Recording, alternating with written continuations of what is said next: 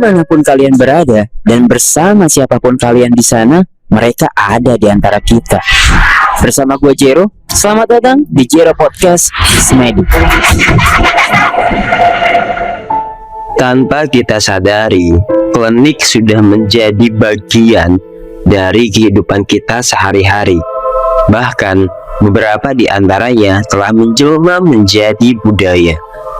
Budaya-budaya tersebut muncul seolah diwariskan oleh para leluhur-leluhur kita yang pada zaman dahulu kala amat dekat dengan magis yang bisa dibilang klinik, khususnya di daerah Jawa, karena pada masa tersebut peradaban Jawa menjadi salah satu peradaban tolak ukur kemajuan Nusantara. Sehingga seiring bertumbuhnya zaman, klinik dan budaya Jawa menjadi dua hal berbeda namun saling berkait dan tak bisa dipisahkan. Seperti apa sebenarnya yang bahkan mengakar ke kehidupan kita sehari-hari? Hari ini gue akan membahas tentang klinik dan budaya. Apakah sama? Selamat datang di Jero Podcast Semedi. Jero Podcast Semedi hadir menemani waktu rehat kalian membahas cerita-cerita seputar horor, mitologi, sejarah yang akan kita kupas berdasarkan fakta dan juga sudut pandang metafisika. Di episode kali ini, karena gue ngebahas tentang Jawa dan gue bukan orang Jawa, kayaknya akan lebih afdol kalau kita datangkan narasumber yang memang dia orang Jawa dan dekat dengan klinik. Iya gak sih? Boleh. Halo Mas Arya. Halo Mas Heru. Apa kabar dulu? Baik, luar biasa sih. Mas Arya ini adalah partner gue dan kita dalam beberapa minggu ini bareng terus karena kita lagi ada beberapa project yang tentunya berkaitan dengan demit yang pastinya. Dan beliau ini salah satu orang yang bisa dibilang sensitif. Nanti kita tanya-tanya ya ceritanya. Komplit ya tuh, konten kreator horor Jawa, sensitif. Aduh, sehoror apa hidupnya?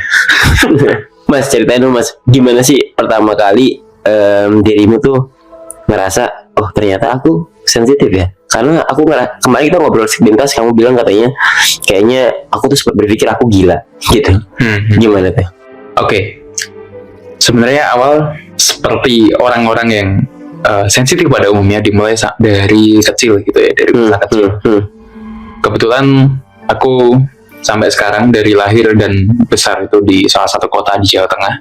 Sebut saja Salatiga. Aku dari kota Salatiga dan banyak yang bilang Salatiga itu di sana memang dari dulu itu banyak sekali budaya yang bercampur gitu di sana. Budaya yang bercampur itu jadi sebuah jadi sebuah keunikan juga di sana. Gitu. Ya kan Salatiga kota kecil ya. Iya. Dan memang di zaman Belanda, menurut informasi yang aku tahu dan selama ini aku riset dari situ, memang kota Salatiga ini tempat dalam tanda kutip liburannya orang Belanda waktu itu. Gitu. Liburannya saudagar kaya Belanda. Iya betul. Karena memang di sana tempatnya dingin, tinggi gitu. Jadi orang-orang bisa liburan di sana gitu. Iya, menarik. Nah, tumbuh di lingkungan yang plural ya, bisa dibilang. Itu ngebuat sudut pandang itu luas gitu. Dulu berkaitan dengan klinik ya. Dulu pertama kali aku lihat itu standar sih, bayangan-bayangan lewat-lewat di lewat-lewat di rumah gitu. Terus itu di umur berapa ya? Kira-kira di umur SD. SD itu aku ngelihat ada kayak ini, aku tapi bayangan siluet, tapi bentuknya mirip. Membo. Iya, kayak mirip. Terus dia lari-lari seliweran gitu. Itu pertama kali yang dilihat. Yes. Justru serupa diri sendiri. Ya. Oke, menarik. Terus? Itu pertama serupa diri sendiri. Semenjak habis lihat pertama kali itu, entah kenapa rumah kontrakanku itu sering dimasukin sama ular. Ular? Yes. Ya memang pada faktanya rumah itu kan perumahan gitu lah Mas. Perumahan itu dibangun di atas bekas sawah gitu. Jadi kalau nggak ada kliniknya juga masih masuk akal gitu. rumah itu kemasukan ular gitu. Ya karena bekas sawah. Yes, Gitu. dan memang mungkin masih di bawah masih ada gorong-gorong dan lainnya. Tapi di perumahan itu satu-satunya rumah yang sering memasukkan ular cuma rumahku. Dan itu seminggu bisa 4 kali. Wah, Ya, gila. itu aneh banget. Dan di rumah itu mulai itu bahkan ada yang aneh gitu. Paling gede itu kemasukan ular nggak gede-gede banget sih, setangan orang dewasa gitu ya ukurannya. Terus ada yang aneh lagi itu nempel di dinding ularnya. Ular nempel di dinding. Kayak cicak gitu ya. Iya, Jadi kayak merayap dinding itu mungkin gak sih sebenarnya? Gue gak tahu ya. Gue belum mempelajari. Gue gak tahu sama sekali tentang ular. Apakah bisa menempel atau enggak? Tapi gue jarang sih ngeliat ular nempel di dinding. itu memang aneh sih mas. Jadi gini, rumahku itu setengah rumahnya itu bangunan bawaan developernya. Jadi udah bentuk rumah mulus gitu temboknya. Yang belakang itu dibangun sendiri, kosong terus dibangun sendiri gitu kan. Jadi dapur. Nah di situ temboknya tuh belum diaci. Jadi masih kasar. Mungkin atau enggak, aku nggak tahu tepatnya. Tapi kok nggak masuk akal ya? Maksudnya itu tembok bukan tembok yang miring gitu, itu tembok yang benar-benar lurus gitu. Iya. Jadi secara ini sebenarnya nggak masuk akal. Secara kalau kita pikir-pikir gitu ya kan nggak masuk akal kan. Si ular tuh gimana tuh bisa sampai situ? Awalnya itu dulu. Segede apa ular? Kecil kah? Kira-kira 2,5 jari. Oh, lumayan. Lumayan. Lumayan Dan panjang gitu. Awalnya dari situ, terus waktu itu aku mungkin kelas berapa ya, kelas 2, kelas 3 gitu, udah ngeliat kayak gitu. Malah pas kecil aku malah nggak lihat, mungkin aku belum sadar itu mereka ya. Tapi semakin besar semakin tahu gitu. Kebetulan sekolahku dulu juga sekolah yang bisa dulu pernah ada sekolah di Indonesia yang bertaraf internasional. Oke. Jadi namanya SBI, Sekolah Bertaraf Internasional. Tuh aku SD di sana. Terus ya sekolah itu sekolah bangunan baru gitu, tapi dibangun di tanah yang dulunya ada bangunan di situ. Kemudian dirubuhkan. Yes. Terus iseng-iseng lah. Biasa anak-anak SD kan iseng gitu kan mas. Dulu itu istirahat gitu jalan gitu ke belakang, dan ya ada aja lah kayak gitu, tiba-tiba barang jatuh sendiri, tiba-tiba ada suara apa, itu udah jadi kebiasaan gitu di situ.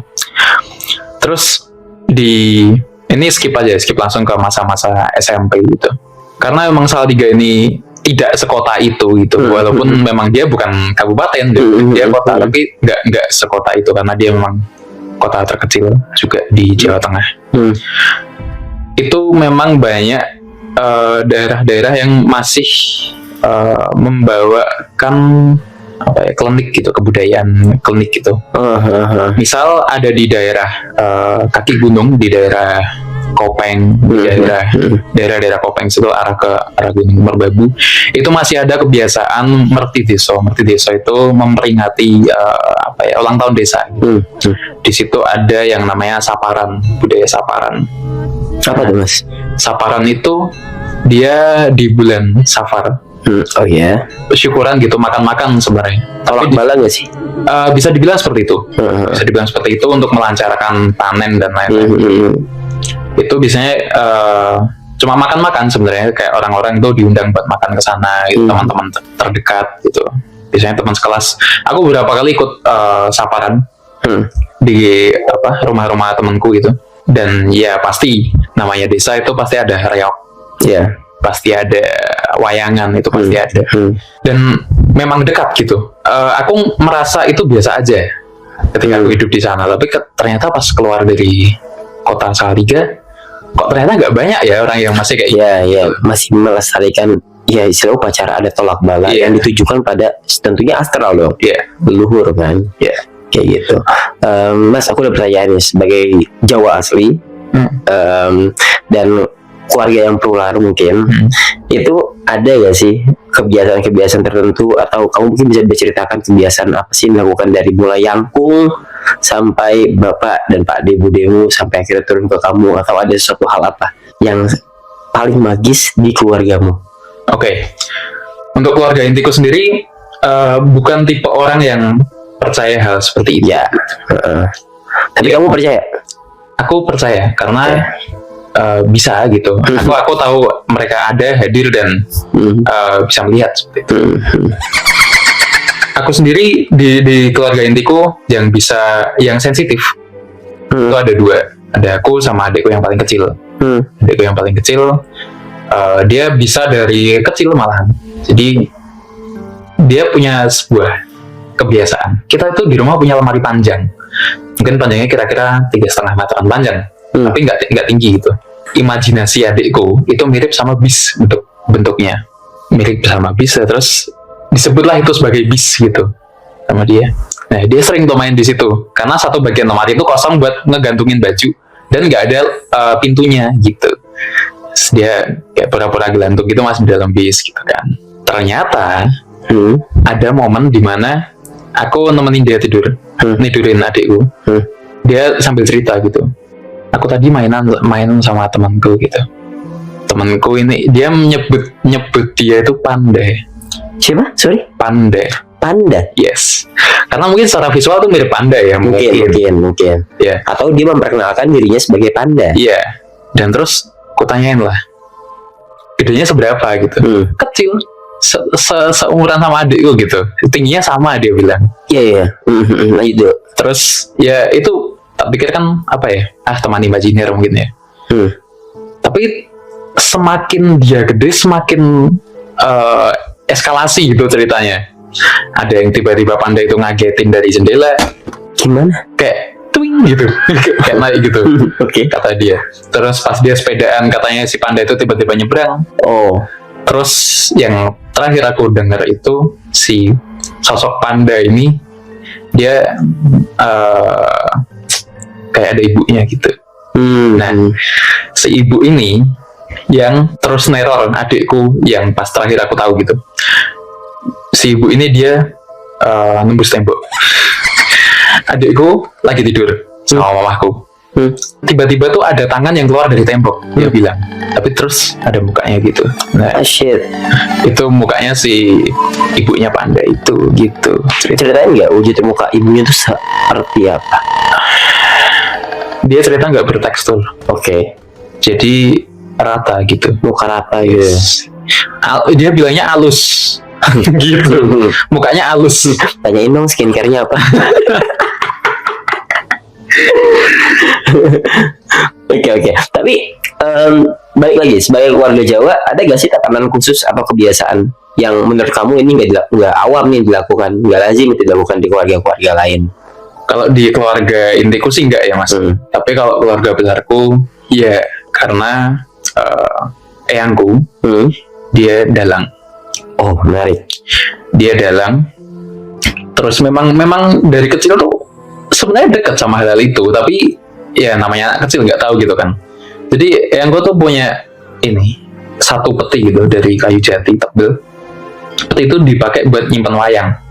Dan itu memang beberapa kakeknya temanku yang dalang juga punya peti kayak gitu. Memang itu peti yang digunakan untuk menyimpan wayang gitu. Suka bunyi sendiri kalau malam. Jadi tapi si utiku istrinya yang itu dia bilang cuma tikus gitu. Oke. Gitu. Jadi sering bunyi sendiri. Terus ada suatu momen aku ngelihat kakungku buka itu. Dia memang banyak banget wayang dengan semua karakternya. Ada yang biasa, ada yang bentuknya mewah, ada yang ada emas-emasnya gitu. Terus ada beberapa keris, ada beberapa ujung tombak gitu. Jadi bahkan sebetulnya kakekku ini Raden. Iya. Berarti Raden itu bisa dibilang dia punya secara kasta lebih tinggi dari pribumi pada umumnya di tataran Jawa. Iya. Oke. Raden dari mana mas? Dari Solo. Keraton Solo. Yes. Oke. Ibuku pun masih Raden Ajeng. Oh. Tapi nggak dipakai. Kamu turunan keraton berarti ya? Darah biru ya?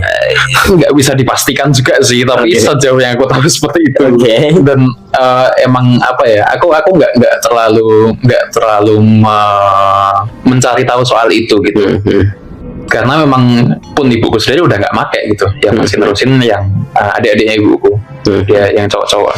Ada yang satu anak paling kecil itu masih pakai Radennya gitu. Dan karena memang nggak terusin, jadi nggak turun ke aku juga gitu. Si yang kakung ini dia emang suka hal-hal yang kayak gitu.